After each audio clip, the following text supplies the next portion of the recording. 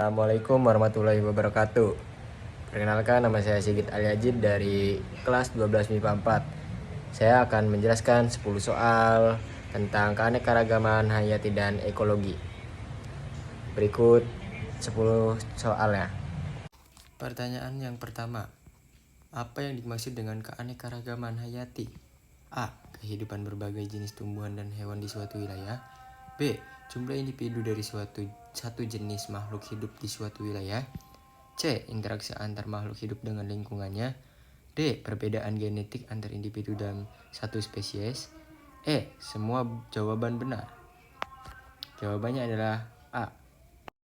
Jawabannya A karena keanekaragaman hayati atau biodiversitas mengacu pada variasi kehidupan di bumi, termasuk semua jenis tumbuhan, hewan, mikroorganisme, dan ekosistem tempat mereka hidup. Ini mencakup variasi genetik dalam satu spesies, variasi antar spesies yang berbeda, dan variasi ekosistem. Soal yang kedua, manakah dari berikut ini yang bukan merupakan tingkat keanekaragaman hayati? A. Tingkat gen. B. Tingkat spesies. C. Tingkat individu. D. Tingkat ekosistem. E. Tingkat komunitas. Jawabannya adalah C. Penjelasannya, tingkat individu bukanlah tingkatan keanekaragaman hayati. Keanekaragaman hayati umumnya dibagi menjadi 3 tingkatan: tingkat gen, tingkat spesies, dan tingkat ekosistem. Pertanyaan yang ketiga, apa yang dimaksud dengan ekologi? A. Studi tentang interaksi antar makhluk hidup. B. Studi tentang struktur dan fungsi tubuh makhluk hidup. C. Studi tentang penyebaran makhluk hidup di bumi. D. Studi tentang interaksi makhluk hidup dengan lingkungannya. E. Studi tentang bagaimana makhluk hidup bereproduksi. Jawabannya adalah D.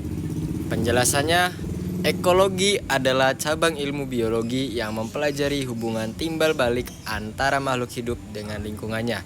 Ini mencakup interaksi antar organisme dan juga interaksi antara organisme dengan faktor-faktor abiotik non-hidup seperti suhu, air, cahaya, dan tanah. Pertanyaan yang keempat, berikut ini adalah contoh keanekaragaman hayati tingkat gen, kecuali A. Berbagai jenis padi Oryza sativa dengan varietasnya yang berbeda. B. Berbagai jenis mangga Mangifera indica dengan varietasnya yang berbeda. C. Berbagai jenis burung dan dengan warna bulu yang berbeda.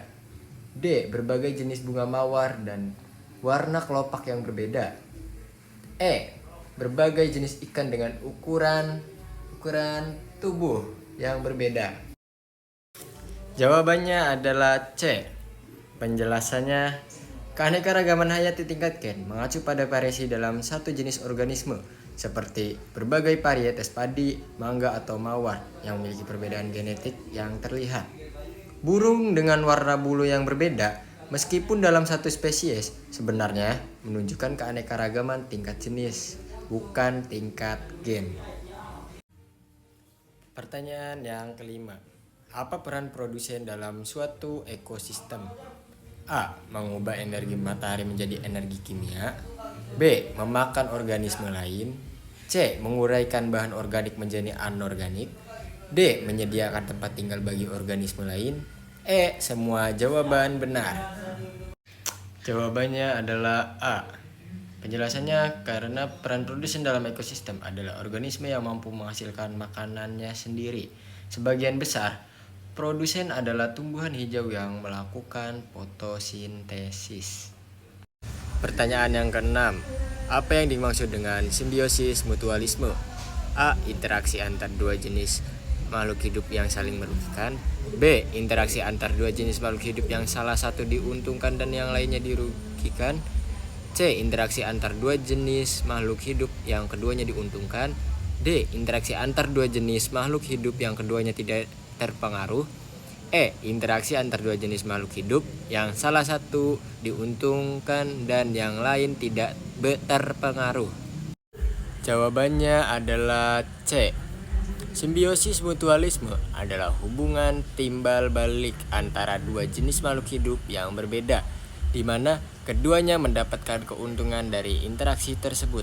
Contohnya, lebah dan bunga Lebah mendapatkan nektar dari bunga sebagai makanan, sementara bunga terbantu dalam proses penyerbukan karena serbuk sari menempel pada tubuh lebah yang berpindah ke bunga lain.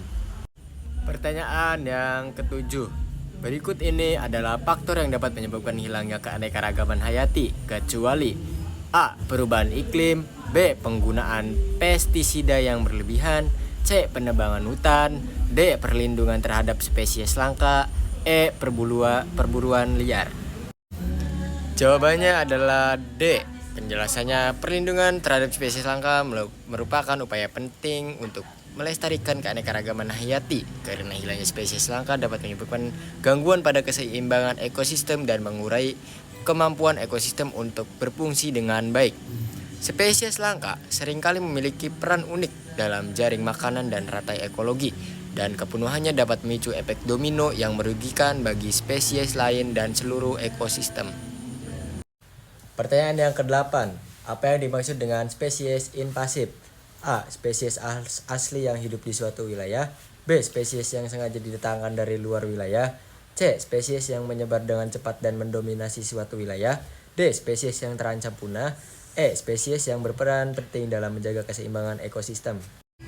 Jawabannya adalah C. Penjelasannya, spesies invasif adalah organisme non-asli atau bukan berasal dari suatu wilayah yang diperkenalkan ke wilayah baru dan memiliki kemampuan untuk menyebar dengan cepat serta mendominasi ekosistem di wilayah tersebut. Pertanyaan yang ke-9. Manakah dari berikut ini yang merupakan contoh adaptasi tumbuhan terhadap lingkungan gurun? A. Daun yang lebar untuk fotosintesis. B. Akar yang panjang dan menyebar untuk mencair air. C. Batang yang tebal untuk menyimpan air. D. Akar yang pendek dan lebat untuk menyerap air hujan. E. Jawaban B dan C benar.